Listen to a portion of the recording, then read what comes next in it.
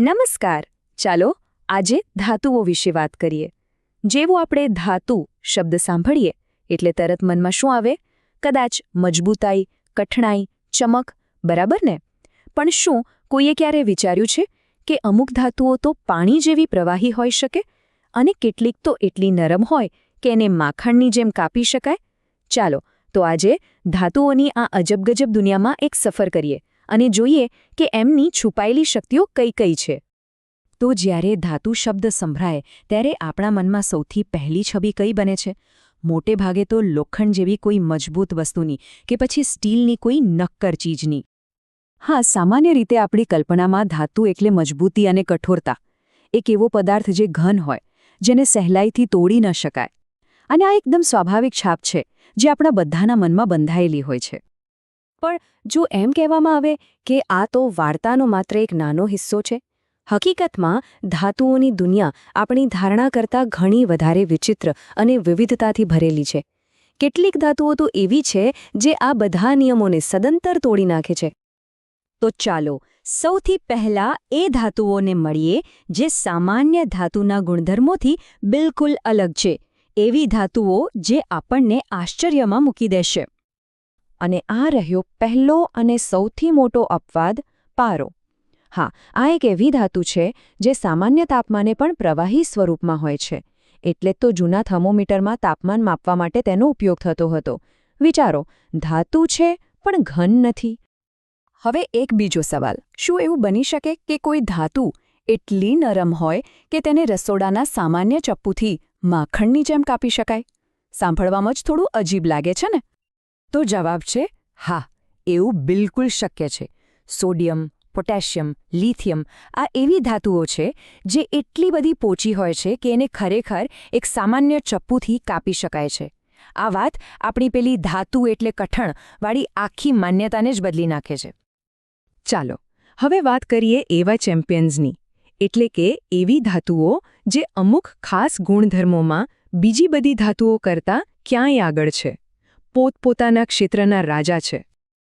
જુઓ, ધાતુઓનો એક ખૂબ જ અગત્યનો ગુણધર્મ છે વાહકતા, એટલે કે ગરમી અને વીજળીને પોતાનામાંથી પસાર થવા દેવાની ક્ષમતા. અને આ બાબતમાં કેટલીક ધાતુઓ સાચા અર્થમાં સુપરસ્ટાર છે. જાણવા જેવી વાત તો એ છે કે ચાંદી ગરમીની સૌથી શ્રેષ્ઠ વાહક છે અને એના પછી તરત જ નંબર આવે છે તાંબાનો. એટલે જ તો રસોઈના સારા વાસણો અને વીજળીના તારમાં તાંબાનો આટલો બધો ઉપયોગ થાય છે. ધાતુઓનો બીજો એક અદ્ભુત ગુણ છે ટીપાઉપણું. આનો સીધો મતલબ એ છે કે ધાતુને ટીપી ટીપીને એટલી પાતળી કરી શકાય કે તે કાગળ જેવા પતરામાં ફેરવાઈ જાય અને છતાં તે તૂટે નહીં. આ જ ગુણધર્મ ધાતુઓને ખૂબ ઉપયોગી બનાવે છે. અને આ ગુણધર્મના રાજા કોણ છે? સોનું અને ચાંદી. આ બંને ધાતુઓ સૌથી વધુ ટીપી શકાય છે. તેમને ટીપીને એટલા પાતળા વરખ બનાવી શકાય છે જેની આપણે કલ્પના પણ ના કરી શકીએ. અત્યાર સુધી આપણે શ્રેષ્ઠ ધાતુઓની જ વાત કરી, પણ સિક્કાની બીજી બાજુ પણ છે. એવું નથી કે બધી ધાતુઓ દરેક બાબતમાં ચેમ્પિયન હોય. કેટલીક ધાતુઓ અમુક ગુણધર્મોમાં ખૂબ જ નબળું પ્રદર્શન કરે છે. તો જુઓ કેટલો ફરક છે. એક બાજુ ચાંદી અને તાંબુ છે જે ગરમી પસાર કરવાના મામલે સુપરહીરો જેવા છે, અને બીજી બાજુ છે સીસુ અને પારો જે આ કામમાં સાવ ધીમા છે. આ બતાવે છે કે દરેક ધાતુ સારી વાહક હોય એ જરૂરી નથી. તો ચાલો આપણે જે પણ જોયું એને ટૂંકમાં સમજી લઈએ.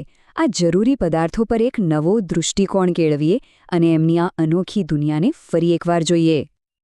ચાલો એક ઝડપી રિવિઝન કરીએ. પ્રવાહી ધાતુ કઈ? પારો. માખણ જેવી નરમ ધાતુઓ? સોડિયમ અને પોટેશિયમ. ગરમીના ચેમ્પિયન? ચાંદી અને તાંબુ. અને સોનું? એને ખેંચીને સૌથી લાંબો તાર બનાવી શકાય છે. તો આ બધી વાતો પરથી શીખવા જેવી મુખ્ય વાત એ છે કે ધાતુઓ માત્ર મજબૂત અને ઘન પદાર્થો જ નથી. એમની દુનિયા અપેક્ષાઓ અને અપવાદોથી ભરેલી છે, જે તેને ખૂબ જ રસપ્રદ બનાવે છે. હવે જરા વિચારો, જો તાંબામાં વીજળી પસાર કરવાની આટલી સારી શક્તિ ન હોત, કે સોનાને પાતળા તારમાં ઢાળી ન શકાતું હોત, તો આપણી આ આધુનિક દુનિયા કેવી હોત? આપણા ફોનથી લઈને મોટા ઉદ્યોગો સુધી બધું જ ધાતુઓના આ અનોખા ગુણધર્મો પર નિર્ભર છે. ખરેખર આ ધાતુઓ આપણી દુનિયાના સાચા ઘડવૈયા છે. આ જાણકારી સાથે આપણો આજનો આ વિષય અહીં સમાપ્ત થાય છે. આભાર.